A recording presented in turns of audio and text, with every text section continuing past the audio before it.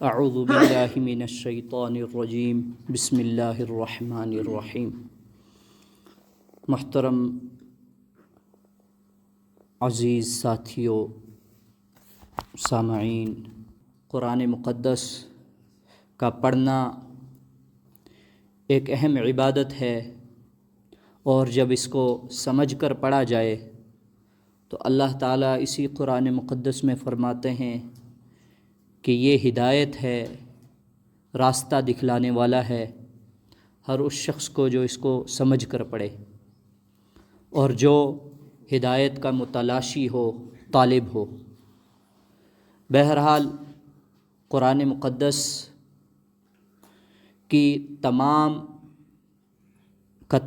پڑھنا، اس کے اندر ہدایت کا وصف ہے، مگر یہ بات بھی عیاں ہے کہ اس کو اگر مکمل نہ بھی پڑھا جائے، کسی ایک آیت کو یا ایک سورت کو بھی سمجھ کر پڑھا جائے تو وہ بھی ہدایت کے لیے کافی ہے۔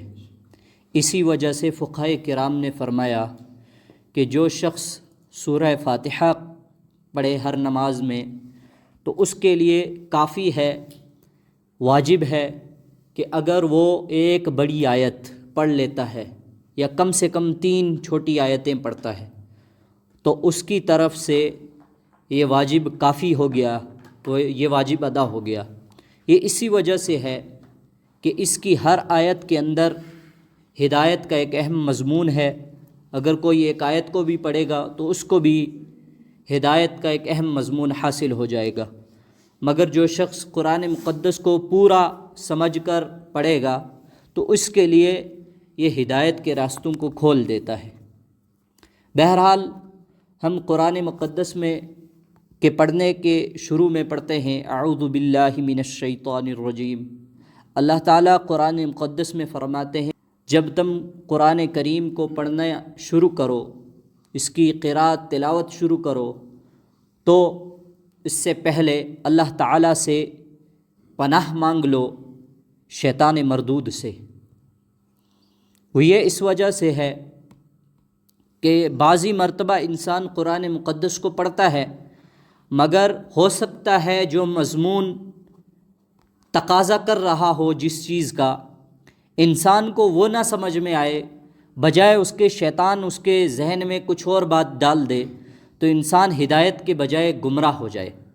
تو اس لیے اللہ تعالیٰ فرماتے ہیں کہ جب تم اس کو پڑھنے کی کوشش شروع کرو تو اس سے پہلے اللہ تعالیٰ سے پناہ مانگ لو شیطان مردود کے شر سے۔ اور بسم اللہ الرحمن الرحیم کے متعلق اللہ کے نبی صلی اللہ علیہ وسلم نے فرمایا کل امر لم یبدأ ببسم اللہ فہو یقطع، کہ جو شخص بھی کسی کام کو شروع کرنے سے پہلے بسم اللہ نہ پڑھے اس کا وہ کام ادھورا رہ جائے گا۔ تو اس کا جو برعکس مفہوم ہوگا وہ یہ ہوگا کہ جو شخص بھی کسی کام کو شروع کرنے سے پہلے بسم اللہ پڑھے اس کا وہ کام تکمیل تک پہنچ جائے گا، یعنی مکمل ہو جائے گا۔ اور بسم اللہ الرحمن الرحیم کے متعلق مفسرین کرام کی 2 رائے ہیں۔ ایک یہ کہ اس کو قرآن مقدس کی ہر صورت کا جز مانا گیا ہے، کہ جب بھی کوئی صورت نازل ہوتی تو اس سے پہلے بسم اللہ بھی اس کے ساتھ نازل ہوتا۔ ایک رائے تو یہ ہے۔ دوسری رائے یہ ہے مفسرین کی کہ ایک مرتبہ بسم اللہ الرحمن الرحیم اپنی آیت کی شکل میں نازل ہوا ہے، اس کے علاوہ جو بھی بسم اللہ الرحمن الرحیم صورتوں کے شروع میں لکھا ہوا ہے وہ ہر صورت کے ساتھ نازل نہیں ہوا ہے، بلکہ مصحف عثمانی لکھتے ہوئے اس کو بسم اللہ الرحمن الرحیم صورتوں کے شروع میں لکھا گیا ہے۔ اب دونوں رائے ہیں، اسی وجہ سے مفسرین اور فقہائے کرام فرماتے ہیں کہ جب کوئی شخص قرآن مقدس کی تلاوت کرے، وہ چاہے رمضان المبارک میں نماز میں قرآن مقدس پڑھے، تو اس کو چاہیے کہ ایک مرتبہ بآواز بلند بسم اللہ الرحمن الرحیم پڑھ لے تاکہ اس کا قرآن مکمل ہو جائے، کیونکہ قرآن مقدس کی ہی آیت ہے بسم اللہ الرحمن الرحیم۔ اور اس کے علاوہ بھی یہ ہے کہ سورہ نمل میں بسم اللہ الرحمن الرحیم آیا ہے، تو بہرحال شروع میں بسم اللہ الرحمن الرحیم پڑھنا ضروری ہے۔ جب انسان قرآن مقدس کو پڑھے تو اعوذ باللہ کے ساتھ بسم اللہ بھی پڑھنا ضروری ہے۔ البتہ اس کے اندر دو آراء ہے کہ جب قرآن مقدس کی تلاوت کو شروع کیا جائے گا تو اعوذ باللہ بسم اللہ دونوں پڑھی جائیں گی، اور جب سورتوں کے شروع میں ہوگا کہ انسان سورت کے شروع میں پڑھتا ہے، یعنی سورت کو شروعات کرے گا تو اعوذ باللہ بسم اللہ دونوں پڑھنی ہے۔ اب بسم اللہ اگر کوئی شخص سورت کے درمیان سے پڑھنا شروع کرے تو مفسرین یا علماء کرام فرماتے ہیں کہ بسم اللہ ہی کافی ہو سکتا ہے، اعوذ باللہ ضروری نہیں ہے، البتہ پڑھ لینا بہتر ہے۔ اگر کوئی شخص ایسا ہو کہ اس نے سورت کے شروع میں تو اعوذ باللہ بسم اللہ دونوں پڑھا قرآن مقدس کی شروع میں، مگر ایسا ہوا کہ بیچ میں کوئی اس کو کام یاد آ گیا، وہ چھوڑ کے چلا گیا، تو جب آئے گا تو علماء کرام فرماتے ہیں کہ اگر وہ صرف بسم اللہ پڑھے گا تو کافی ہے اس کے لیے۔ البتہ جب انسان شروع ہی میں قرآن مقدس کو پڑھے گا، یعنی اگر دن کا کوئی معمول ہے قرآن مقدس کی تلاوت کا، تو اگر کوئی شخص آئے کہ قرآن مقدس کا میں شروع کر رہا ہوں تو اس کو اعوذ باللہ بسم اللہ دونوں پڑھ لینا ضروری ہے، بہتر ہے۔ بہرحال یہ تو اعوذ باللہ بسم اللہ کے متعلق تھا۔ تو اب سورہ فاتحہ کو ہم پڑھ لیتے ہیں۔ بہرحال ہم نے پڑھی بھی ہے، مگر قرآن مقدس کی ہم شروع کر رہے ہیں تو اس لیے سورہ فاتحہ کو شروع ہی سے پڑھ لینا بہتر ہے۔ بسم اللہ الرحمن الرحیم، اللہ کے نام سے شروع جو نہایت مہربان بہت رحم کرنے والا ہے۔ الحمد للہ رب العالمین، تمام تعریفیں اللہ ہی کے لیے ہیں جو پالنے والا ہے سارے جہانوں کا۔ حمد تعریف کا لفظ ہے، للہ اس کے معنی ہے اللہ کے لیے، یعنی تمام کی تمام تعریفیں جو ہیں وہ صرف اللہ تعالیٰ کے لیے ہیں۔ جتنی تعریفیں دنیا میں ہیں ان کا سب سے پہلے جو مستحق ہے وہ ہے اللہ کی ذات۔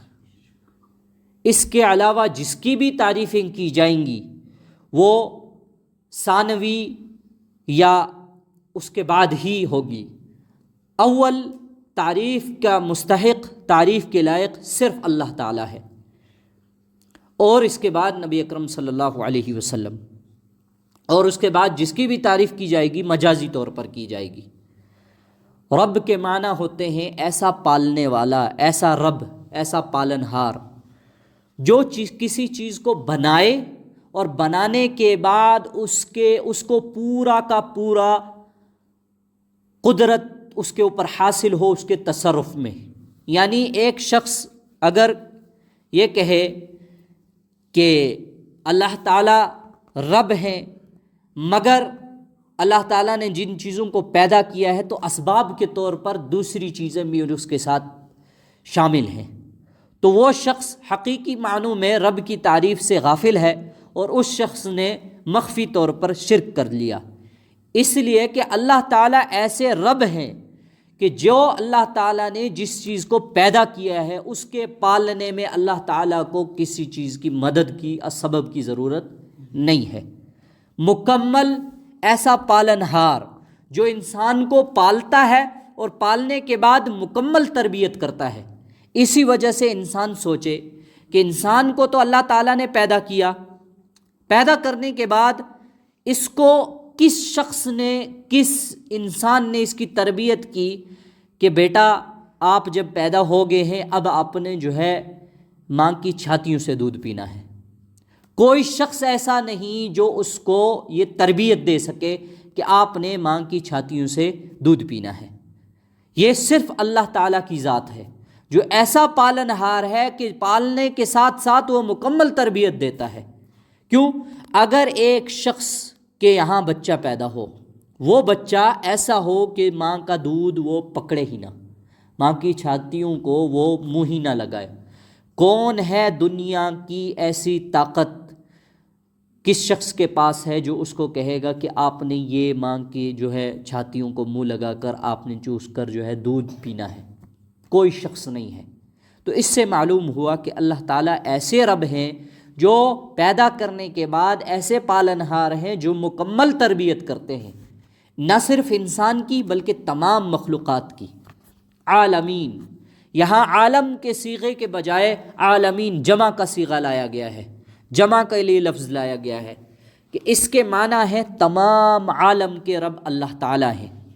اب مفسرین اس کے اندر دو رائے رکھتے ہیں۔ ایک رائے یہ رکھتے ہیں کہ عالم سے مراد عالم ارواح، عالم ملائکہ، عالم انسان، عالم جن ہے، اور دوسری رائے جو فلاسفہ کی بھی رائے ہے وہ یہ ہے کہ اس سے مراد انسان کو جو ظاہری کائنات دکھتی ہے اس کے علاوہ جو بھی کائنات ہیں جو حال فی الحال میں موجودہ سائنس نے اپنی ترقی کے ذریعے سے ان کو جو ہے عیاں کر دیا ہے، ظاہر کر دیا ہے کہ یہ کائنات صرف ایک نہیں ہے بلکہ اس جیسی سینکڑوں، ہزاروں، لاکھوں اور کروڑوں، اربوں، کھربوں کائنات اور موجود ہیں جس کے اوپر ہماری رسائی نہیں ہے۔ کہ ایسی عالم یعنی یونیورس، صرف ایک یونیورس نہیں ہے، ہزاروں کی تعداد، لاکھوں، کروڑوں، اربوں، کھربوں کی تعداد میں جو ہے اور یونیورس موجود ہیں، سائنس یہ کہتی ہے۔ تو یہ یہاں فرمایا کہ اللہ تعالیٰ ایسے تعریف کے لائق ہیں جو رب ہیں، اور ایسے رب ہیں کہ تمام عالم کے رب ہیں۔ الرحمن الرحیم، نہایت مہربان، بڑا رحم کرنے والا ہے۔ رحمان عام رحم کرنے والا اور رحیم خاص رحم کرنے والا، حالانکہ یہ دونوں رحم سے، رحمت سے مشتق ہے، یعنی ان کا جو ہے مطلب دونوں کا معنی دونوں کا ہے رحم کرنے والا، مگر رحمان کے معنی عام رحمت جو دنیا میں ہر کسی کو حاصل ہے، کہ اللہ تعالیٰ نے پوری دنیا کے اندر کافر، مشرک، انسان، جنات، اس کے علاوہ جو بھی حشرات الارض ہیں وہ تمام کے اوپر اللہ تعالیٰ کی رحمت عام ہے، مگر رحیم یہ خاص رحمت ہے جو اللہ تعالیٰ کل اپنے خاص بندوں کے اوپر فرمائیں گے۔ مالک یوم الدین، مالک ہے روز جزا کا۔ مالک سے مراد یہ ہے، ایک مالک ہوتا ہے کہ انسان مجازی طور پر کسی چیز کے اوپر اتھارٹی رکھتا ہے، وہ اس کے قبضے میں ہوتی ہے، جیسے کہ یہ تپائی ہے، یہ تپائی کا کوئی ایک مالک ہوگا ہم میں سے، یہ تو مجازی طور پر مالک ہے جس کی ملک میں یہ، ملکیت میں یہ تپائی ہے، مگر یہاں مالک سے مراد ایسا مالک ہے کہ جو انسان کے شروعات سے لے کر اخیر تک، اور اخیر نہ صرف آخر تک بلکہ اس کو کمال، حد کمال تک پہنچانے والا ہو۔ یعنی اللہ تعالیٰ ایسے مالک ہیں کہ جو انسان کو پیدا کرنے سے لے کر اس کے مرنے تک، اور مرنے کے بعد آخرت میں، اور آخرت کے بعد جہنم یا جنت جو بھی فیصلہ ہوگا، اس تمام کی قدرت، تمام چیزوں کا قبضہ اللہ تعالیٰ کے پاس ہے، اتھارٹی اللہ تعالیٰ کے پاس ہے، اس کے علاوہ کسی کو حاصل نہیں ہے۔ جو بھی چیز اگر کسی کے اس کے علاوہ اپنی ملکیت کا جو ہے ٹھپا لگائے گی کہ یہ میری ملکیت میں یہ چیز ہے، وہ مجازی طور پر اس چیز کا مالک ہوگا، حقیقی طور پر مالک نہیں ہوگا۔ کیونکہ اگر ہم سوچیں کہ ہمارے گھروں میں چوپائے ہیں جو جانور ہیں، بظاہر ہم ان کے مالک ہیں، مگر کیا ہم چوپائے کو کھانا کھلا سکتے ہیں؟ اگر وہ کھانا نہ چاہے تو کیا ہم اس کو کھلائیں گے؟ کس طریقے سے کھلائیں گے؟ چلو وقتی طور پر ظاہر سی بات ہے، ہم اس کو کیا کریں گے؟ اس کے آگے رکھیں گے چارہ، وہ کھائے گا تو ٹھیک، نہیں کھائے گا تو ہم اس کو چارے کو بھوسا شوسا بنا کے، کوئی گولے شولے بنا کے اس کے منہ میں ڈالیں گے۔ اگر وہ اس کے باوجود نہ کھانا چاہے تو کون سی چیز ہے کہ ہم اس کو کھلا پائیں گے؟ مگر اللہ ایسے مالک ہیں جس نے، اللہ تعالیٰ نے جس نے اس کو یہ بتایا ہے کہ یہ چارہ تمہارے لیے رزق ہے، تم نے کھانا ہے، کھانے کے بعد اس کو وقتی طور، کیونکہ چارہ آگے تمہارے رکھا ہوا بہت سارا ہے، ایک ساتھ اگر اس کو چبا کے کھانے کی کوشش کرو گے تو تھک جاؤ گے، تھک کے بیٹھ جاؤ گے، اور مالک تمہارا ابھی اٹھا کے لے جائے گا بھوسا۔ تو بہتر ہے کہ تم ابھی نگل لو، نگلنے کے بعد میں آرام سے اس کی کیا کرنا، گلی کرتے رہنا۔ اگر وہ جانور بیمار ہو جائے، اس کو درد ہو، اس درد کو ہم پہنچ سکتے ہیں کہ وہ درد کہاں ہے؟ اس کو معلوم چلا کہ ہم حقیقی مالک نہیں ہیں، حقیقی مالک ہر مخلوق کا اللہ تعالیٰ ہے۔ یوم الدین، یوم کے معنی دن، اور دین کے معنی جزا، قیامت کا دن۔ بہرحال ان تینوں آیتوں میں تینوں چیزیں آ گئیں، ماضی، مستقبل اور حال۔ ماضی کیا ہے؟ ماضی، حال اور مستقبل۔ ماضی کیا ہے؟ کہ عالم ارواح بھی ایک عالم ہے جس کا رب کون ہے؟ اللہ تعالیٰ۔ ہمیں اس کا معلوم نہیں تھا کہ عالم ارواح میں کیا ہو رہا تھا، مگر اس کے باوجود عالم ارواح میں ہماری روح تھی۔ اللہ تعالیٰ نے ہماری روح سے پوچھا الست بربکم، کیا تم قبول کرتے ہو کہ میں تمہارا رب ہوں؟ ہم نے کہا قالوا بلا، سب نے کہا بلکہ ہم آپ کو اپنا رب مانتے ہیں۔ عالم ارواح کا ہمیں معلوم نہیں تھا، اس وقت بھی اللہ تھے اور اللہ نے ہمیں جو ہے اس وقت بھی پیدا کر کے رکھا ہوا تھا۔ الرحمن الرحیم، دنیا میں ہمارے اوپر حال میں جو رحم ہو رہا ہے، ہمارے اوپر اللہ تعالیٰ عمومی عذاب میں ہمیں گرفتار کر کے تباہ و برباد نہیں کر رہے، اس کا مالک بھی کون ہے؟ اللہ ہے، جو رحیم ہے رحمان ہے، رحمان ہے رحیم ہے۔ اور مالک یوم الدین، اور آخرت کے دن میں جو ہمارے ساتھ ہونے والا ہے جس کا مالک اللہ ہے، اللہ ہی جانتا ہے کہ ہمارے ساتھ کیا معاملہ پیش آنے والا ہے۔ اگر ہم نے صحیح اعمال کیے ہوں گے تو اللہ اپنی احسان کا معاملہ، عدل کا معاملہ فرمائے تو ہمیں بخش دے، ورنہ کیا مجال ہے ہماری کہ ہم وہاں بہت ساری نیکیاں لے کر بھی جائیں اور ہمیں اللہ تعالیٰ فرمائے کہ تمہاری نیکیاں برباد ہیں، جاؤ جہنم میں۔ ہم کیا اتھارٹی ہے ہمارے پاس کہ ہم وہاں جا کے اللہ کو کہہ سکتے ہیں نہیں ہمیں جنت بھی جانا ہے؟ تو معلوم چلا ان تینوں آیتوں میں اللہ تعالیٰ نے اپنے بندے کو جو تعلیمات دی ہیں وہ تینوں زمانوں کی تعلیمات دے دی۔ اس کے بعد ایاک نعبد و ایاک نستعین، تیری ہی ہم عبادت کرتے ہیں اور تجھ ہی سے ہم مدد چاہتے ہیں۔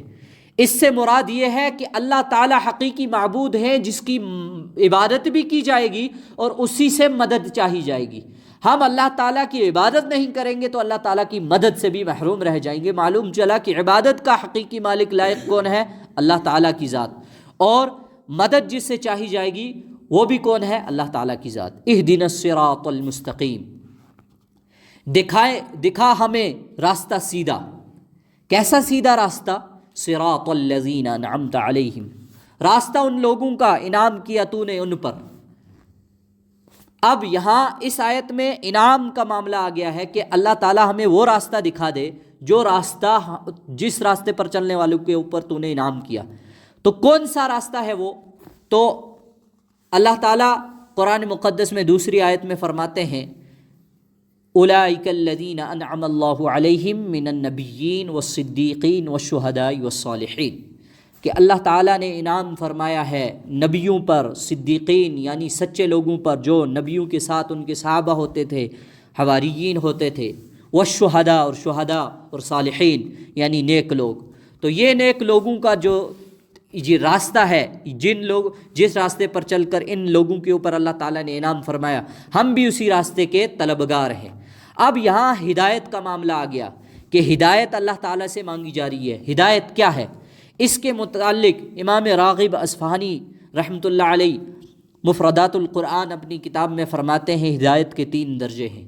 ایک ہدایت کا درجہ عام ہے جو ہر مخلوق کو حاصل ہے، وہ کیا ہے؟ کہ ہر مخلوق جانتی ہے کہ ہمارا معبود اللہ ہے۔ اسی کو اللہ تعالیٰ نے فرمایا قرآن مقدس میں کہ ہر مخلوق جو بھی ہے وہ اللہ تعالیٰ کی قولاً یا حالاً تعریف کرتی ہے۔ لا یفقہون تسبیحہم، اور ہم اس تسبیح کو جانتے نہیں ہیں، سمجھتے نہیں ہیں۔ ہر مخلوق، وہ چاہے حشرات الارض ہو، وہ چاہے ریت کا ذرہ ہو، وہ پہاڑ ہو، زمین ہو، آسمان ہو، چاند سورج، ہر مخلوق تسبیح کرتی ہے۔ اللہ تعالیٰ فرماتے ہیں قرآن مقدس میں مگر ہم اس تسبیح کو سمجھ نہیں سکتے۔ اور دوسری جگہ اللہ تعالیٰ فرماتے ہیں الم تر ان اللہ یسبح له من فی السماوات والارض، کہ اللہ تعالیٰ فرماتے ہیں کیا تم نہیں دیکھتے کہ یہ زمین و آسمان میں جو بھی چیزیں ہیں یہ تمام کی تمام اللہ تعالیٰ کی حمد کرتی ہیں، تعریف کرتی ہیں۔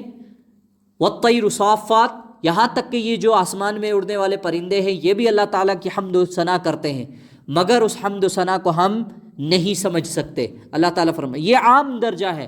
امام راغب اصفہانی رحمۃ اللہ علیہ فرماتے ہیں یہ عام درجہ ہے ہدایت کا جو عمومی طور پر سب کو حاصل ہے۔